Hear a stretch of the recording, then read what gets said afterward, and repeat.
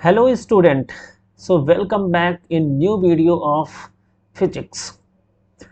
आज हम डिस्कस करेंगे कुछ बहुत ही इंपॉर्टेंट न्यूमेरिकल्स जो कि आपके टर्म 2 के एग्ज़ाम के पॉइंट ऑफ व्यू से काफ़ी इंपॉर्टेंट हैं।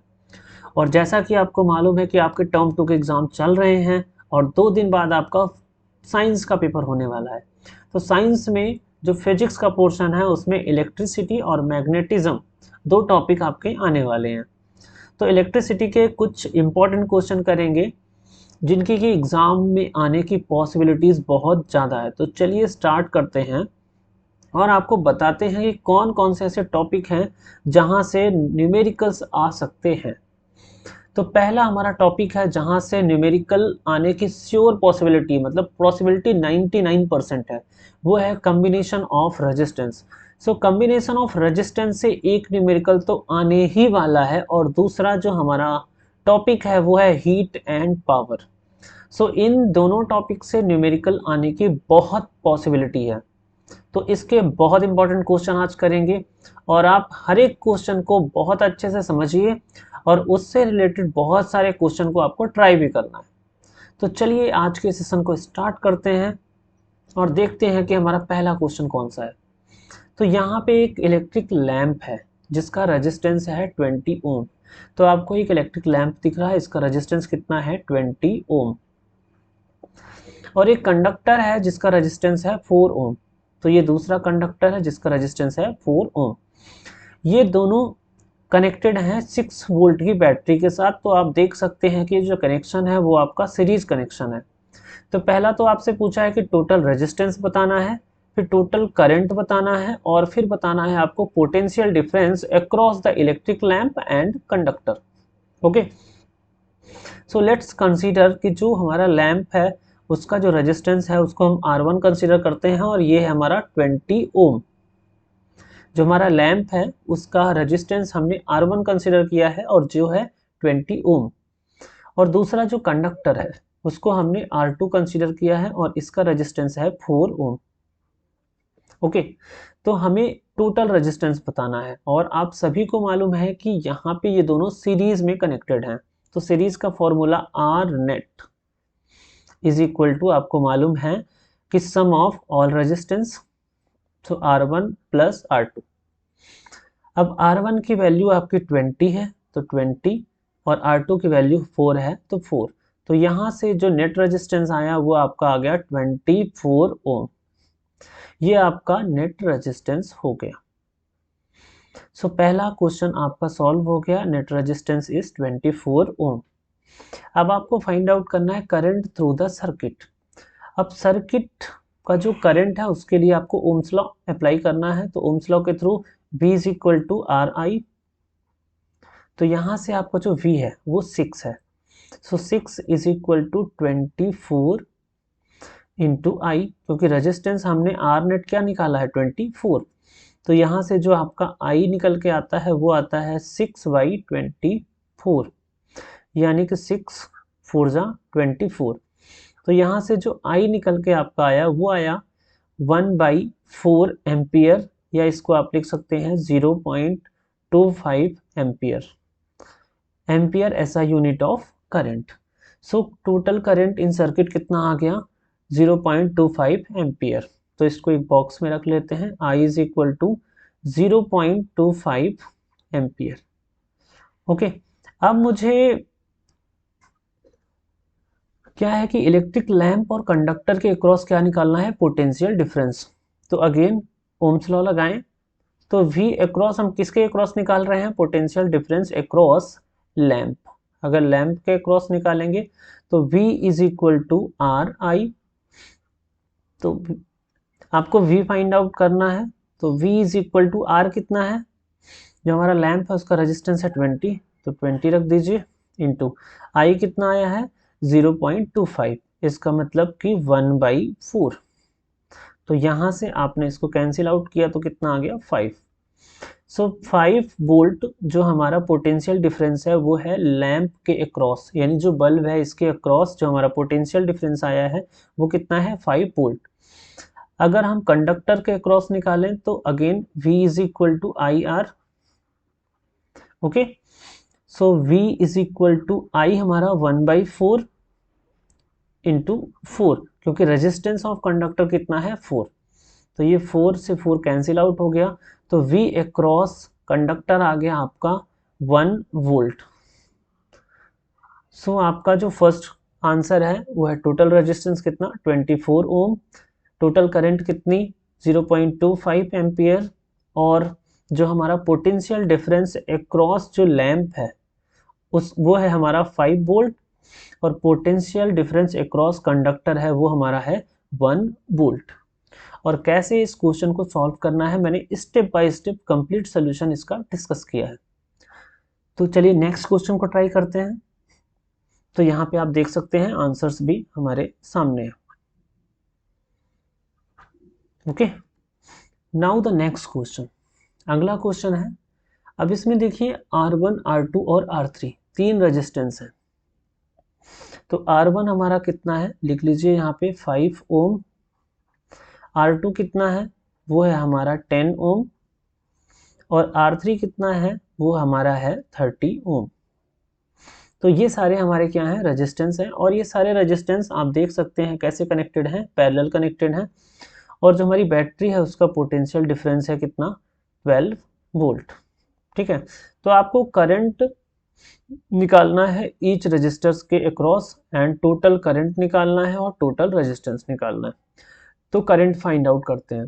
तो जैसा कि आपको मालूम है इनके बीच का जो हर एक रेजिस्टेंस के बीच का जो पोटेंशियल डिफरेंस है वो कितना है 12 वोल्ट।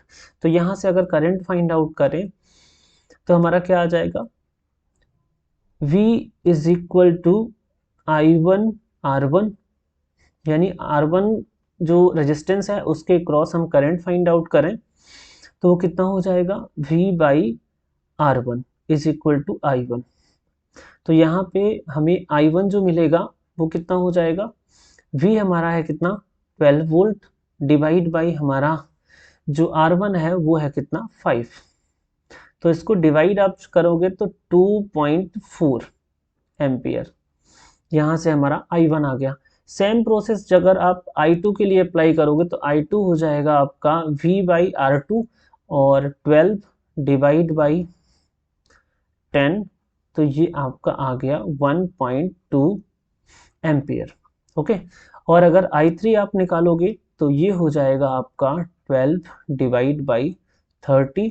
तो इसको सॉल्व करोगे तो 6 2 ज़ा 12 और 6 5 ज़ा 30, तो ये आ गया आपका 2/5, इसका मतलब 0.4 ampere. So these are the current in each resistor, 2.4 ampere, 1.2 ampere and 0.4 ampere. Second में आपसे पूछा है टोटल करंट इन सर्किट। तो total current I is equal to क्या हो जाएगा, सम of I1 plus I2 plus I3। सारे करंट्स को आप क्या कर दोगे, ऐड कर दोगे, तो हमारा क्या आ जाएगा नेट करंट। तो नेट करंट कितना हो जाएगा आपका 2.4 प्लस 1.2 प्लस 0.4। तो यहाँ से जब अगर आप ऐड करते हैं तो ये 4 to 6, और 6 में 4 ऐड किया तो 10 हो गया, तो ये 0 हो गया, कैरी 1 हो गया, 2 3 और कैरी 4। तो यहाँ से 4 एम्पियर जो हुआ वो आपका टोटल करंट इन सर्किट आ गया। अब रेजिस्टेंस के लिए हम क्या कर सकते हैं, हमारे पास ओम्स लॉ के थ्रू हम निकाल सकते हैं रेजिस्टेंस, या कि आप पैरेलल का फॉर्मूला लगा के भी आप निकाल सकते हैं। तो ओम्स लॉ से क्या कर सकते हैं, V is equal to IR। तो V आपका कितना है यहाँ पे 12, और हमारा I टोटल करंट कितना निकला है 4 इंटू R। तो यहाँ से R इज इक्वल टू कितना आ जाएगा 12/4, तो यहाँ से नेट रेजिस्टेंस कितना आ गया 3। तो net resistance is equal to 3 ohm. So this is the answer of that question. Okay, तो यहाँ पे आप आंसर्स भी मिला सकते हैं। हमारा पहला जो करंट आया था 2.4, ये 1.2 एंड 0.4, और हमारा टोटल करंट था 4 एम्पियर और नेट रेजिस्टेंस था 3 ohm. So this is the complete solution of question number 2। आइए नेक्स्ट क्वेश्चन को ट्राई करते हैं। तो अगला क्वेश्चन आपके सामने है, दो रेजिस्टेंस है यहाँ पे R1 एंड R2 जो पैरेलल कनेक्टेड हैं, और R3, R4 और R5 ये कैसे हैं, पैरेलल हैं, और इन दोनों का जो रिजल्ट है वो किस में है, सीरीज में है। तो पहले तो हम रेजिस्टेंस की वैल्यू लिख सकते हैं। R1 क्या है हमारा 10 ओम, R2 कितना है हमारा है 40 ओम, R3 हमारा कितना है, R3 को यहाँ लिख लेते हैं, तो R3 is equal to 30 Om, R4 कितना है हमारा है, तो वो है 20 ओम, और R5 कितना है, तो ये हमारा 60 ओम, और जो हमारा बैटरी का पोटेंशियल डिफरेंस है वो है 12 volt. Okay, so this is the basically given information, और ये सबसे पहले आपको लिख लेना है। अब देखिए आपको दिख रहा है कि ये दोनों R1 और R2 कैसे हैं, पैरेलल में हैं, और यहाँ पे R3, R4 और R5 भी क्या है, पैरेलल में है। अब जब इनको पैरेलल आप सॉल्व कर लोगे तो यहाँ पे एक रेजिस्टेंस नेट रेजिस्टेंस आ जाएगा, और ये नेट रेजिस्टेंस आ जाएगा, और ये दोनों किस में हो जाएंगे, सीरीज में हो जाएंगे। तो चलिए सॉल्व करते हैं। तो पहले हम इन दोनों को सॉल्व कर लेते हैं, क्योंकि टोटल रेजिस्टेंस ऑफ सर्किट हमें फाइंड आउट करना है। तो इन दोनों के कॉम्बिनेशन को हम क्या करते हैं, कैलकुलेट करते हैं। तो R1/R फर्स्ट, ये आप क्या कंसिडर, RA कंसिडर कर लो, तो ये हो जाएगा 1/R1 प्लस 1/R2। ठीक है, तो यहाँ से 1/10 प्लस 1/40। ओके, तो यहाँ से फर्दर सॉल्व करने पे हमें 40 इसका एलसीएम हो गया, 10 4 जा 40 प्लस 1, तो ये आ गया हमारा 5/40। इसको कैंसिल आउट करेंगे तो ये आ जाएगा 5 1 जा 5 और 5 8 जा 40। तो यहाँ से जो हमारा RA की वैल्यू आई है वो आई है 8 ओम। ठीक है, ऐसे ही हम इन सब का जो नेट रेजिस्टेंस है इसको हम RB कंसिडर करेंगे। तो 1/RB is equal to 1/R3 plus 1/R4 plus 1/R5। Okay, तो यहाँ से 1/R3 कितना है हमारा 30 है, प्लस R4 कितना है 20 है, प्लस R5 कितना है 60 है। अगेन एलसीएम लेंगे तो क्या आ जाएगा हमारा 60 एलसीएम आ जाएगा। ये 30 2 जा 60 तो 2, 20 3 जा 60 तो 3, और 60 1 जा 60 तो हो गया 1। तो यहाँ से हमें क्या मिला कि 6/60, इसका मतलब कि 1/10।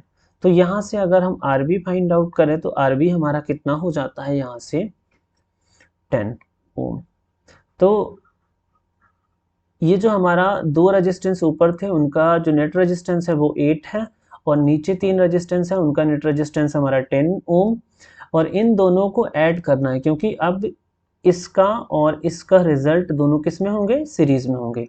तो सीरीज का फॉर्मूला, तो टोटल नेट रेजिस्टेंस कितना आ जाएगा RA प्लस RB। ओके, सो RA की वैल्यू यहाँ पे कितनी है 8 ओम, तो 8 प्लस 10, तो टोटल कितना आ गया 18 ओम। तो नेट रेजिस्टेंस हमारा कितना आ गया 18 ओम। ओके, उसके बाद हम current flowing through the circuit अगर फाइंड आउट करेंगे तो ओम्स लॉ अप्लाई करेंगे। तो ओम्स लॉ के थ्रू क्या होता है, V is equal to IR। V हमारा कितना है, तो आप देख सकते हैं V हमारा है 12। हमारा जो अभी I फाइंड आउट करना है, और नेट रेजिस्टेंस कितना आया है, हमारा आया है 18। तो यहाँ से अगर हम I फाइंड आउट करते हैं तो हमारा कितना आ जाएगा 12/18। तो यहाँ से आ जाएगा 6 2 जा 12, 6 3 जा 18, और इसको सॉल्व करेंगे तो ये आएगा 0.67 ampere. Okay, so this is the complete solution of this question. Answer check कर लेते हैं। तो हमारा नेट रेजिस्टेंस है 18 ओम जो हमने यहाँ पे फाइंड आउट किया है, और हमारी जो करंट है वो है 0.67 एम्पियर, तो ये यहाँ पे है। उसके बाद नेक्स्ट क्वेश्चन, अब ये एक सर्किट है, यहाँ पे आप देखिए कि हमारा ये 4 वोल्ट की बैटरी है, तो V is equal to 4 volt. ये दोनों रेजिस्टेंस जो है 3 और 2 किस में है, सीरीज में है, तो इनका नेट रेजिस्टेंस कितना आ जाएगा, 5 आ जाएगा। और ये 5 और इसका नेट रेजिस्टेंस 5, ये दोनों किस में है, पैरेलल में है। तो ये तो हमारा इन दोनों का नेट रेजिस्टेंस कितना आ गया, 5 आ गया। और ये 5 और ये 5 दोनों किस में है, पैरेलल में है। तो नेट रेजिस्टेंस कितना आ जाएगा, 5 × 5 डिवाइड बाई 5 + 5। तो यहाँ से आ गया 25/10। तो यहाँ से आ गया 2.5 ओम। तो ये हमारा नेट रेजिस्टेंस आ गया। दो रेजिस्टेंस अगर पैरेलल में है तो उसके लिए एक शॉर्टकट फॉर्मूला है, R net is equal to R1 R2 divide by R1 + R2, जो यहाँ पे मैंने अप्लाई किया है। तो नेट रेजिस्टेंस कितना आ गया, 2.5। अब हमें करंट निकालना है, बैटरी कितनी है, 4 वोल्ट की है। तो करंट फाइंड आउट कर लेते हैं, V is equal to IR। तो V हमारा कितना है, 4 है, इज इक्वल टू, यहाँ से हमें I फाइंड आउट करना है और नेट रेजिस्टेंस कितना आया है, 2/5। और 2/5 को हम क्या लिख सकते हैं, 5/2। तो 5/2 भी क्या होगा, 2.5 ओम होगा। ओके, तो इसको सॉल्व करेंगे तो ये कितना आ जाता है, I इज इक्वल टू, ये 4 2 आपस में मल्टीप्लाई हो जाएंगे तो ये हो जाएगा 8/5। तो यहाँ से कितना आ जाएगा, 1.6 ampere. Okay, so 1.6 ampere is the current shown by the ammeter A. Ammeter A में कितना करंट शो होगा, वो होगा 1.6 एम्पियर। और टोटल रेजिस्टेंस कितना होगा, तो वो होगा 2.5 ohm. So this is the total resistance and this is the total current. Okay, so next question. अब हमें यहाँ पे इफेक्टिव रेजिस्टेंस निकालना है, किसके बीच, ए और सी के बीच। तो ये पॉइंट और इस पॉइंट के बीच में अगर इफेक्टिव रेजिस्टेंस हमें फाइंड आउट करना है तो हम क्या करेंगे। आप देखो कि ये वाला R और ये वाला R किस में है, सीरीज में है। तो R + R क्या हो जाएगा, 2R। ये वाला R और ये वाला R भी क्या है, सीरीज में है। तो ये हो जाएगा 2R। और इसके बाद ये इसका रिजल्ट, इसका और इसका, इन तीनों का रिजल्ट किस में हो जाएगा, पैरेलल में। तो हम इसको सर्किट बना लेते हैं। ये हमारा 2R आ गया, बीच में 2R एक कनेक्टेड है, और नीचे भी हमारा रिजल्ट कितना आ जाएगा, 2R। ठीक है, ये हो गया A हमारा और ये हो गया C। अब पैरेलल का फॉर्मूला लगाते हैं, तो 1/R net is equal to 1/2R + 1/2R + 1/2R। तो यहाँ पे कितने टाइम्स हो गए, 3 टाइम्स 1/2R। तो यहाँ से जो आंसर आ जाएगा वो 3/2R। So this is the net resistance of this circuit. So option number 1 is the correct answer. Simple सा क्वेश्चन है, बट ये समझना पड़ेगा हमें कि कौन सा रेजिस्टेंस सीरीज में है और कौन सा रेजिस्टेंस क्या है, पैरेलल है। अगर दो पॉइंट्स के बीच में रेजिस्टेंस कनेक्टेड, जैसे ए और सी के बीच में, तो ए पॉइंट एक तरफ है और सी पॉइंट दूसरी तरफ है, तो पैरेलल में होंगे। तो आप देख सकते हो कि ये और ये सीरीज में आपको दिख ही रहे हैं, और ये सीरीज में दिख रहे हैं, और इन सब का जो रिजल्ट है वो किस में है, पैरेलल में। उसके बाद नेक्स्ट क्वेश्चन डिस्कस करते हैं। तो हमारा नेक्स्ट क्वेश्चन जो है वो है हमारा हीट एंड पावर से जो टॉपिक है वहाँ से है हमारा अगला क्वेश्चन। तो यहाँ पे है एक इलेक्ट्रिक रेफ्रिजरेटर। इलेक्ट्रिक रेफ्रिजरेटर का जो पावर है वो कितना है, 400 वाट। 8 घंटे दिन का चलता है, तो टाइम कितना हो गया, 8 आवर पर डे। तो पूछा है कि what is the cost of energy to operate it 30 days at a rate of 3 rupees per kilowatt. तो 3 रुपीज पर किलोवाट के हिसाब से 30 दिन का एनर्जी का जो कॉस्ट है वो कितना होगा। तो हमें क्या है कि किलोवाट आवर में हमें क्या है, कॉस्ट निकालना है, उसके थ्रू कॉस्ट को क्या करना है, कैलकुलेट करना है। तो हम इसको किलोवाट में कन्वर्ट कर लें, तो 400 watt is equal to 0.4 kilowatt. Okay, अब एक दिन का जो एनर्जी है वो कैसे आ जाएगा, तो आपको मालूम है power is equal to energy by time. तो यहाँ से एनर्जी इज इक्वल टू क्या हो जाएगा, power into time. Okay, so energy कितनी आ जाएगी एक दिन की, पावर कितना कंज्यूम करता है 0.4 और टाइम कितना है 8 आवर। तो 8 4 जा 32 और एक पॉइंट के बाद क्या लगा देना है, एक डिजिट के बाद हमें पॉइंट लगा देना। तो एक दिन की एनर्जी कितने आ गई 3.2 किलो वॉट आवर, ये एक दिन की एनर्जी आ गई। ठीक है, अब हमें एनर्जी कितने दिन की निकालनी है 30 डेज की, तो इसको 30 से मल्टीप्लाई कर देंगे। तो टोटल एनर्जी इन 30 डेज कितना आ जाएगा आपका, ये आ जाएगा आपका 3.2 इंटू 30। ओके, तो इसको अब अगर सॉल्व करोगे तो आपका आ जाएगा 3 2 जा 6, 3 3 जा 9 और यहाँ पे एक जीरो और एक डिजिट के बाद पॉइंट, तो 96 किलो वॉट आवर। ये क्या हो गया, ये हमें क्या मिल गया, टोटल 30 डेज की एनर्जी मिल गई। तो 1 किलो वॉट का जो कॉस्ट है वो कितना है, वो है 3 रुपीज़। तो यहाँ पे 96 किलो आर का जो कॉस्ट, किलो वॉट आर का जो कॉस्ट हो जाएगा वो कितना हो जाएगा, तो टोटल कॉस्ट जो होगा वो हो जाएगा हमारा 96 इंटू 3। इसको मल्टीप्लाइड करेंगे तो 3 6 जा 18, 3 9 जा 27, कैरी ऐड होके 28। तो 288 rupees, this is the total cost of 30 days at a rate of 3 rupees per kilowatt hour. और किलोवाट आवर को यूनिट भी बोलते हैं, 1 unit is equal to 1 kilowatt hour. So ये भी आपको याद रखना है। नेक्स्ट क्वेश्चन देखते हैं, यहाँ पे आंसर भी आप चेक कर सकते हो, 288 रुपीज़।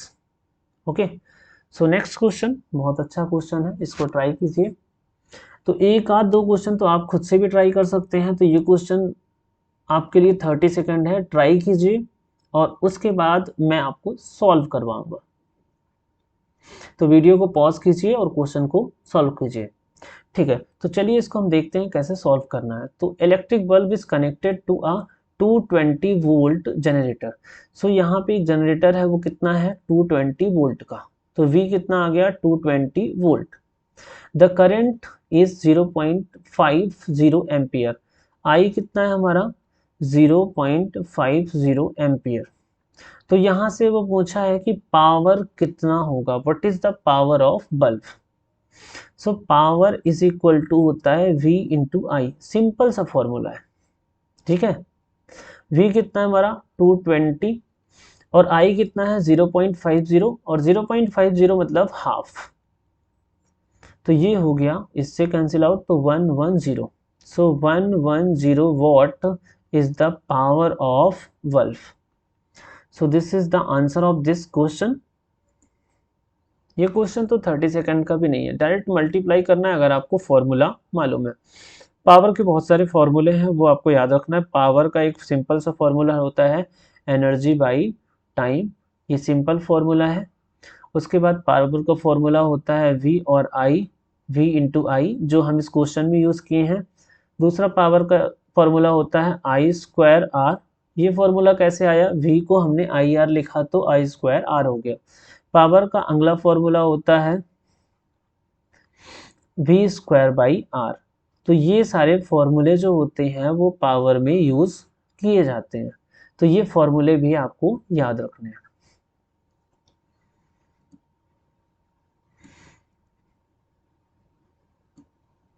नेक्स्ट क्वेश्चन देखिए कि 100 joule heat are produced each second, यानी कि जो हीट है वो कितनी है 100 जूल, जो हर सेकेंड क्या होती है प्रोड्यूस होती है, यानी कि टाइम कितना हो गया 1 सेकेंड। इन अ 4 ओम रजिस्टर, यानी कि रेजिस्टेंस कितना है 4 ohm. Find the potential difference across the resistor. तो आपको पोटेंशियल डिफरेंस बताना है अक्रॉस द रजिस्टर। तो यहाँ पे फॉर्मूला मैंने आपको बताया, हीट का एक फॉर्मूला होता है आपका V square by R into T, ये फॉर्मूला होता है। यहाँ से हमें क्या फाइंड आउट करना है, v फाइंड आउट करना है। तो v स्क्वायर हो जाएगा आपका, ये इससे मल्टीप्लाई हो जाएगा और डिवाइड हो जाएगा, तो H R divide by T. अब h कितना है, वो है 100। उसके बाद r कितना है, वो है 4 डिवाइड बाई टाइम कितना है 1, तो ये आ गया आपका 400। तो यहाँ से v स्क्वायर कितना आ गया 400, तो आपका v आ जाएगा कितना 20। 400 का स्क्वायर रूट करेंगे तो आपका कितना आ जाएगा 20 आ जाएगा, और 20 आ गया। और पोटेंशियल डिफरेंस का जो यूनिट होता है वो वोल्ट होता है, तो 20 volt is the answer of that question. 20 volt answer भी आप चेक कर सकते हैं। नेक्स्ट क्वेश्चन, विच यूज मोर एनर्जी, कौन ज़्यादा एनर्जी यूज करेगा। पहला क्या है, 250 वॉट का एक टीवी सेट है जो 1 घंटे चलता है, और 1200 वॉट का जो टोस्टर है वो 10 मिनट चलता है। तो पहले हम टीवी की बात कर लें, ठीक है। तो इस क्वेश्चन में बेसिकली हम किलो वॉट आवर में एनर्जी फाइंड आउट कर लें, वो इजी तरीका है। बाकी आप इसको आर को सेकंड में कन्वर्ट करो, वो भी कर सकते हो, बट जो इजी तरीका वो है जो किलो वॉट आवर में हम एनर्जी को कैलकुलेट कर लें। तो टीवी की बात करें तो इसमें जो पावर है वो कितना है 250 वॉट, यानी कि 0.25 किलोवाट, और हमारा जो टाइम है वो है कितना 1 आवर। तो अगर एनर्जी की बात की जाए तो एनर्जी मैंने बताया पावर इनटू टाइम, तो यहाँ से पावर कितना है 0.25 और टाइम कितना है 1, तो ये आ गया 0.25 किलोवाट आवर, ये एनर्जी ऑफ टीवी आ गया। अब एनर्जी ऑफ टोस्टर अगर फाइंड आउट करें, किसका, टोस्टर का, तो इसके लिए पावर कितना है 1200 वॉट, तो इसको हम क्या लिख सकते हैं 1.2 किलो वॉट, और टाइम है आपका 10 मिनट। तो 10 मिनट को अगर आवर में कन्वर्ट करेंगे तो 10/60, तो ये आ गया 1/6 आवर। अब हमें मालूम है कि energy is equal to power into time. Energy किसकी फाइंड आउट कर रहे हैं, टोस्टर की। तो यहाँ से 1.2 इंटू 1.6, तो यहाँ से अगर हम इसको सॉल्व करते हैं तो ये आ जाता है आपका 0.2 किलो वॉट आवर। तो यहाँ पे आप देखो टीवी की जो एनर्जी है वो है 0.25 और टोस्टर की है 0.2, तो जाहिर सी बात है energy consume by TV is greater than energy consume by toaster. So this is the answer of that question. चाहे तो आप एनर्जी आप जूल में भी निकाल सकते हैं, जब आप जूल में निकालेंगे तो वो आपका कैसे आए वॉट सेकंड, वॉट सेकंड में आप निकालेंगे तो वैल्यू कुछ और आएगी, बट आंसर जो होगा वो यही होगा कि energy of TV is greater than energy of toaster. Now the next question is that calculate the total cost of running the following electrical device in 1 month of September. September में कितने days होते हैं 30 days. सो ये आपको याद रखना है। If the rate of 1 unit, 1 unit का मतलब होता है 1 किलोवाट आवर। सो एनर्जी हमें किस में निकालनी है किलोवाट आवर में, और 1 यूनिट की जो वैल्यू है कॉस्ट है वो कितना है 6 रुपीज़। तो पहले तो हम इलेक्ट्रिक हीटर की बात करते हैं।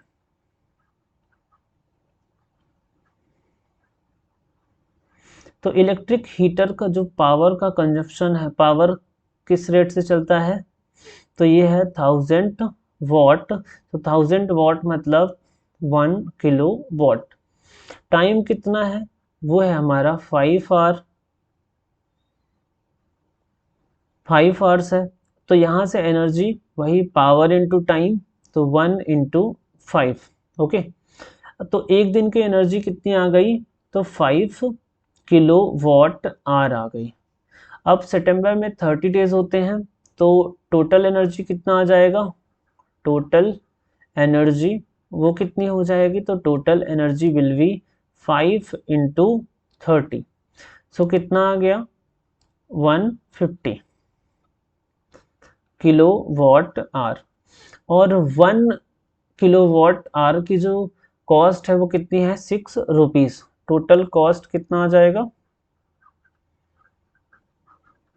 वो आ गया 150 इंटू 6, कितना आ गया 150 इंटू 6, तो 15 6 जा 90 और ये ज़ीरो कैरी हो गया, तो कितना हो गया 900 rupees. So this is the cost of electric heater. Electric heater की जितनी एनर्जी एक महीने में कंज्यूम करता है उसका क्या आ गया, कॉस्ट आ गया। अब हम इलेक्ट्रिक रेफ्रिजरेटर का फाइंड आउट करते हैं, इलेक्ट्रिक रेफ्रिजरेटर का।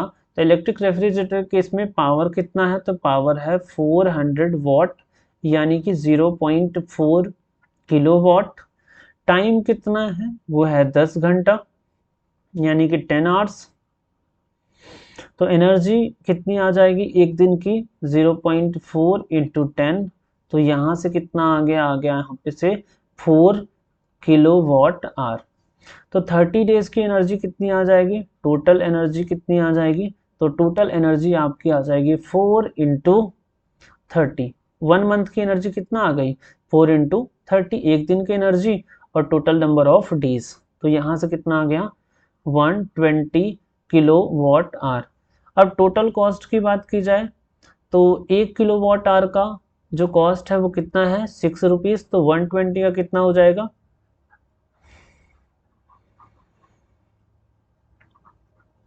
120 इंटू 6, तो 12 6 जा 72 और ये ज़ीरो फॉरवर्ड कर दिया, तो 720 rupees. So this is the answer of that question. तो हमने कुछ क्वेश्चन रेजिस्टेंस के कॉम्बिनेशन ऑफ रेजिस्टेंस के किए और कुछ क्वेश्चन हीट और पावर के किए।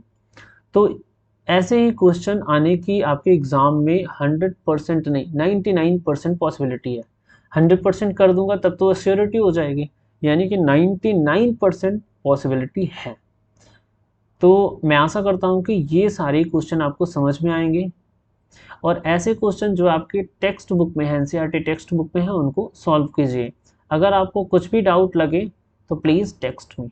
Thank you very much. और चैनल को सब्सक्राइब किए बिना नहीं जाना है, क्योंकि ऐसी इम्पॉर्टेंट वाली वीडियो इस चैनल में अपलोड होती रहेगी। So thank you very much and wish you all the best for your science subject exam.